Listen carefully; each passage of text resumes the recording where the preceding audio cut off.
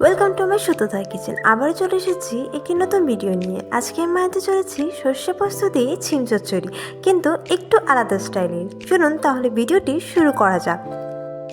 তার জন্য প্রথমে আমি একটি বোলের মধ্যে 3-4 চামচ কালো সর্ষে দিয়ে দিচ্ছি।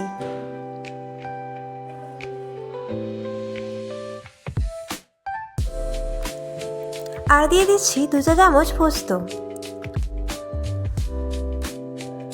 তার মধ্যে সামান্য পরিমাণ জল দিয়ে এটিকে আমি 15 মিনিটের জন্য ভিজিয়ে রেখে এটিকে আমি পেস্ট করে নেব।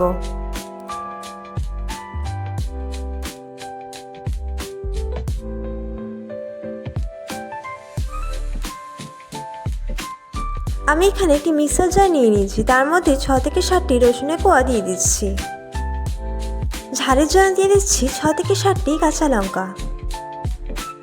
আর দিয়ে দিচ্ছি 3টি ছোট পেঁয়াজ।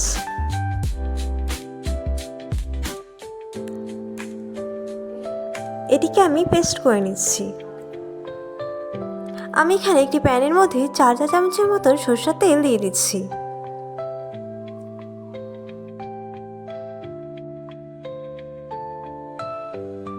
আর দিয়ে দিচ্ছি সামান্য পরিমাণ নুন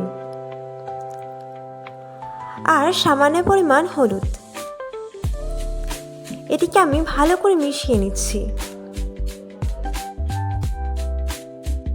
তার মধ্যে দিয়ে দিচ্ছি লম্বা লম্বা করে কেটে রাখা আলু। এই আলুগুলোকে আমি লাল লাল করে ভালো করে ভেজে নেব।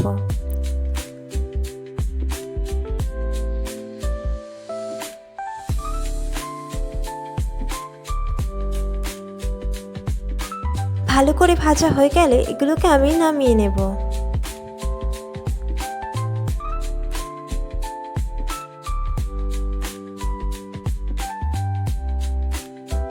এই কড়াইয়ের মধ্যেই 2 থেকে 3 চা চামচের মতন তেল আরও দিয়ে দিচ্ছি।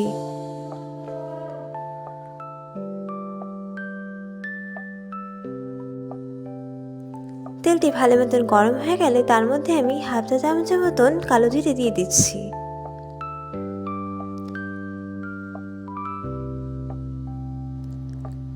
কালো জিরেটি ভালো মতন ভাজা হয়ে গেলে তার মধ্যে আমি কেটে রাখা শিমগুলোকে দিয়ে দিচ্ছি।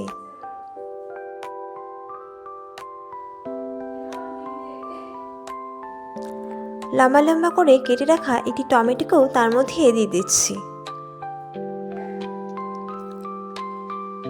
তার মধ্যে আমি স্বাদ মতো নুন দিয়ে দিচ্ছি।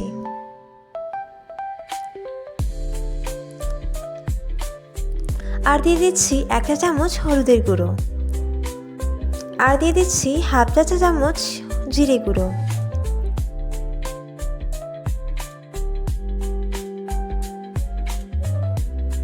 এগুলোকে আমি ভালো করে মিশিয়ে নিচ্ছি। বেটে রাখা পেস্টটিকে তার মধ্যে দিয়ে দিচ্ছি। মিক্সির মধ্যে লেগে থাকা মশলাগুলোকে ধুয়ে তার মধ্যে দিয়ে দিচ্ছি। এগুলোকে আমি ভালো করে মিশিয়ে নিচ্ছি।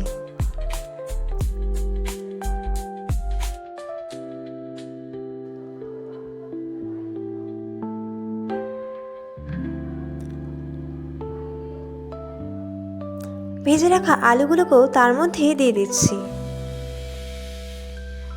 দিয়ে আবারও ভালো করে মিশিয়ে নেব।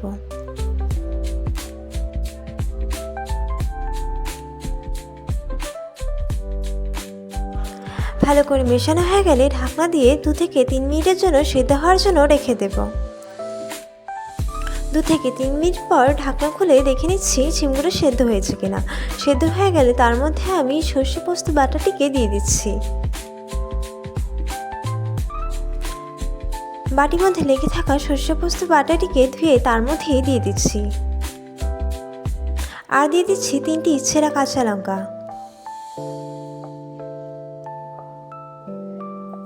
এটাকে আমি ভালো করে মিশিয়ে নিচ্ছি।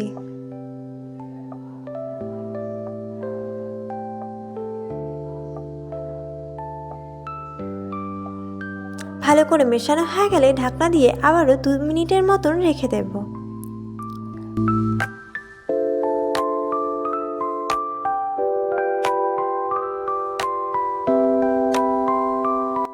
সম্পূর্ণ ভিডিওটি দেখার জন্য ধন্যবাদ। ভিডিওটি কেমন লেগেছে অবশ্যই জানাবেন।